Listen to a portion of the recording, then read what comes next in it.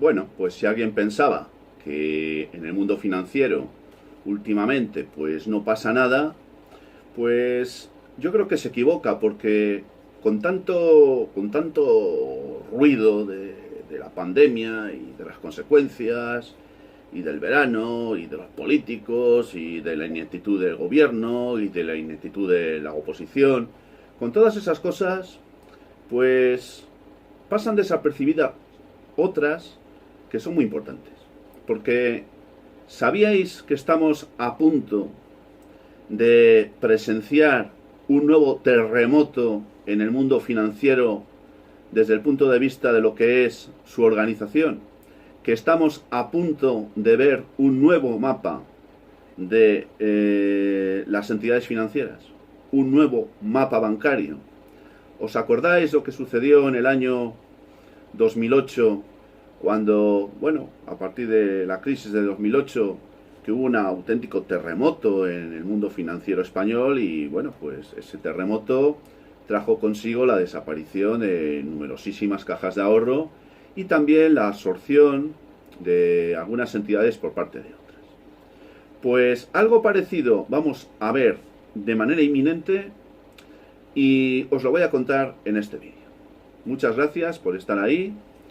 Este es vuestro canal, La Ventana Esmeralda. Soy Antonio Muñoz. Sí, estamos a punto de ver un nuevo mapa bancario. Y este proceso no solo lo va a vivir España, sino que se va a vivir en el marco de toda la Unión Europea. Y se va a vivir a lo largo de lo que queda del año 2020 y sobre todo y fundamentalmente a lo largo del próximo año 2021. Y va a afectar a todas las entidades financieras. Lo que ocurre es que las fusiones, porque esto es de lo que se trata, de fusiones que tengan lugar durante este año 2020, que va a tener lugar alguna, y algunos dan por hecho que una muy gorda, y aquellas que tengan lugar a principios del año 2021, sobre todo entre las grandes entidades, pues tendrán la peculiaridad de que habrán sido realizadas de manera voluntaria. Pero a lo largo del año 2021, tanto en España como en el resto de la Unión Europea, de la zona euro, para ser exactos, va a tener lugar también este proceso de fusiones, pero en este caso va a afectar a entidades financieras más pequeñas. Y además se va a hacer de manera forzosa, impuesta, no voluntaria. Y va a traer como consecuencia, muy probablemente, la desaparición de alguna de ellas. Porque, bueno, suena bien esto de fusión, pero la fusión cuando es lógicamente tendrá que hacerse entre iguales, no va a hacerse una fusión entre un grande y uno pequeño o mediano, pero claro, en un mundo tan competitivo como el que vivimos y en un sector como el financiero, es evidente que el pequeño o más pequeño lo va a tener muy complicado y cada día más para competir con el más grande, y menos todavía si se trata de entidades financieras ya potentes de por sí que finalmente opten por la solución de la fusión. Una solución que, insisto, viene hablándose de ella desde hace tiempo. No creéis que esto es nuevo, o que esto es casualidad, o que esto es un producto y consecuencia de la pandemia que estamos viviendo. También ha contribuido en cierta medida, con algunos datos que voy a daros a continuación. Pero esto ya es un proceso que venía germinando desde hace tiempo y que, bueno, pues se va a implementar, como digo, a lo largo de lo que queda de este año 2020 y sobre todo del año 2021. El señor de Guindos, vicepresidente del Banco Central Europeo, el mismo que fue ministro de Economía y que dijo que el rescate que se hizo de las cajas de ahorros principalmente en este país en el año el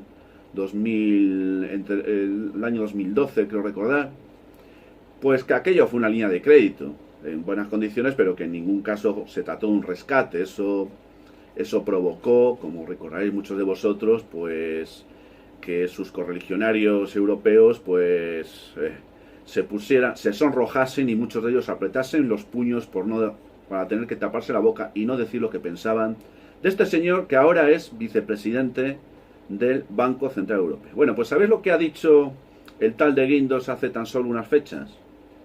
pues ha dicho que el proceso de consolidación de las entidades financieras europeas es un proceso ineludible, que es tanto como decir un proceso irreversible que habrá que hacer sí o sí. Pues bien, esto ha quedado muy claro por parte del señor de Guindos, pero fijaros, algunos de vosotros, fijaros, os estaréis preguntando y con razón, ¿cuáles son los motivos por los cuales se ha puesto en activación este proceso de fusiones, de maridajes o de bodas entre las diferentes entidades financieras?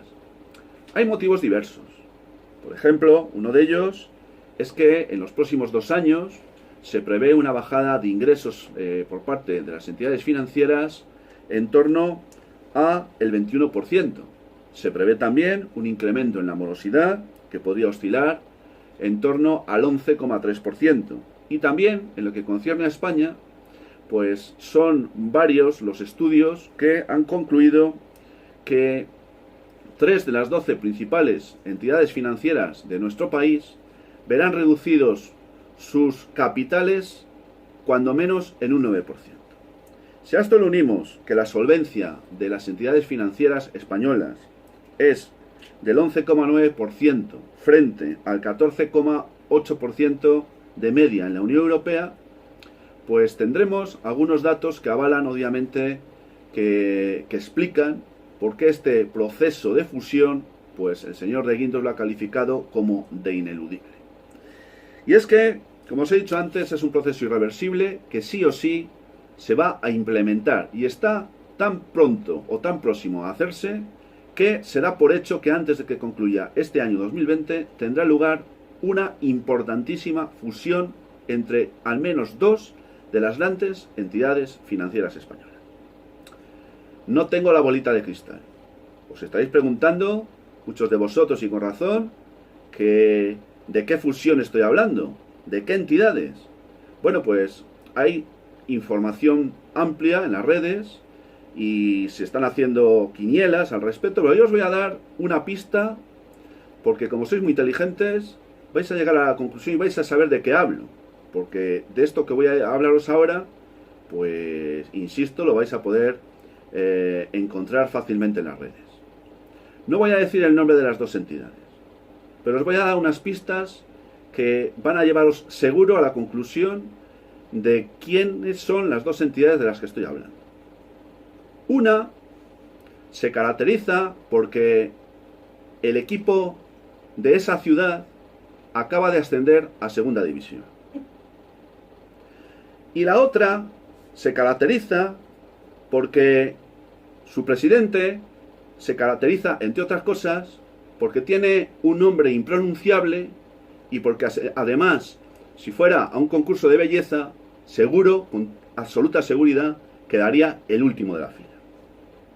Por lo tanto, como sois muy inteligentes, estoy convencido de que sabéis de qué 2 entidades estoy hablando, de las que en las quinielas se habla de una posible fusión.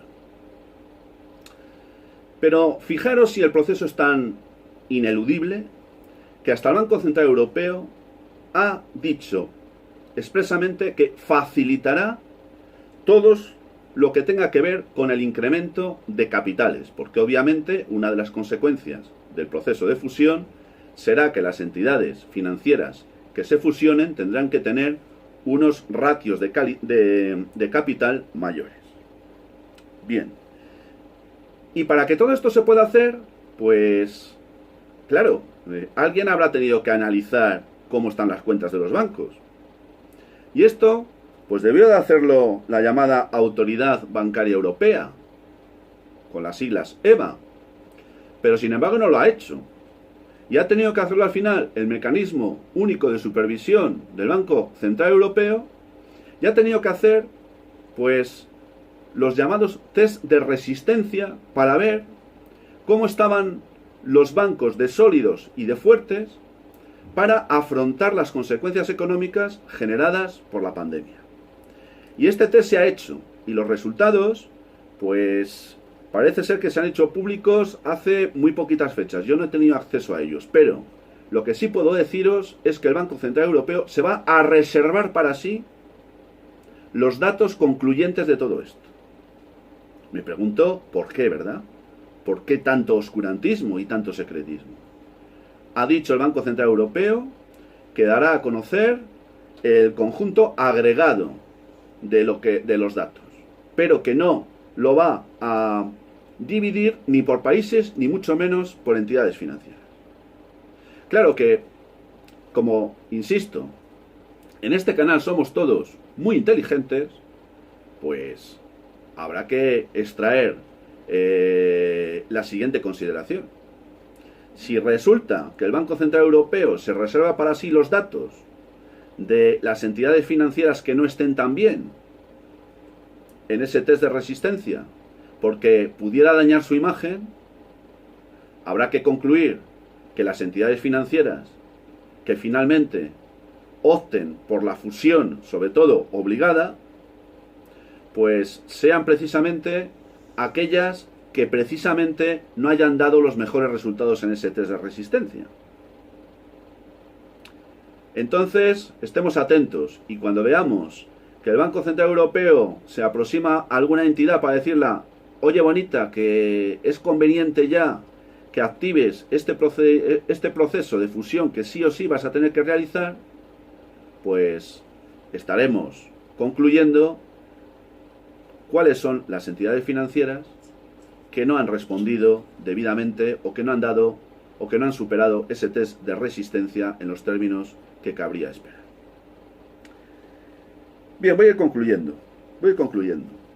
Pero fijaros, alguno de vosotros os estaréis preguntando, bueno, y sí, hay distintas entidades financieras, pero hay una muy grande, algunos la consideran la primera, ¿vale? Que tiene una llamita de color rojo, ¿sabéis? Y bueno, os estaréis preguntando, ¿y qué va a pasar con este banco? ¿También se va a fusionar? ¿O este va por libre? ¿O a este se le va a permitir que haga lo que le parezca bien? Con eso de que históricamente siempre se ha llevado bien con todos los gobiernos de los colores que sean, cualquiera que sea el momento histórico.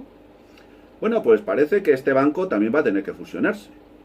Lo que no sabemos es con quién. De esto sí que no tengo ni idea. Y tampoco he visto ninguna quiniela. Pero resulta curioso que la presidenta de esta entidad ha dicho hace muy poquitos días que ella es partidaria de las llamadas fusiones transfronterizas. Sí. Quiero concluir con esto, quiero entender a la presidenta de este banco que ella no tendría en principio inconveniente en realizar un proceso de fusión con alguna entidad financiera que no fuera española, ya que está hablando de abogar por las fusiones transfronterizas, ¿verdad? Bueno, pues os voy a contar un último dato para que veáis qué curioso, porque no ha sido la única que ha dicho esto. Ha habido otro personaje importante en el mundo de las finanzas, por cuanto es el vicepresidente de la CEOE y también presidente del Consejo de Administración Rothschild España, que ha dicho exactamente lo mismo. Es preciso y conveniente activar, en la medida de lo posible, las fusiones transfronterizas. ¿A qué os suena esto? ¿Verdad que muchos de vosotros estáis cuadrando la ecuación? ¿Verdad que las incógnitas empiezan a desaparecer casi por sí mismas? Pues efectivamente. Creo que era interesante contaros esto, porque vamos a vivir un cambio importante otra vez en el mundo, lo que es el mapa financiero español, por lo que a nosotros respecta, y eso obviamente a nosotros pues también nos va a tener que afectar, porque los que somos clientes, o bueno, aquellos que todavía crean en los bancos y tengan depositada su confianza en ellos, pues que vayan sabiendo, entre otras cosas, que los costes van a aumentar, por razones evidentes, que los gastos se van a implementar y que las comisiones, los intereses, etc., pues se van a seguir incrementando. Y todo eso, eso sí, a cambio de menos prestaciones de servicios y de tener cada día más cabreado al personal. No al personal bancario, que casi no tienen, sino al personal nuestro, nosotros, que todavía tenemos nuestro dinero, muchos de nosotros, depositado en las fauces de estas auténticas hienas. Sin más, amigos, gracias por la atención que me habéis prestado un día más. Solo deciros que si queréis suscribiros al canal lo podéis hacer. Y yo ya sin más, y hasta muy pronto, os envío como siempre mi saludo fraternal de salud y libertad.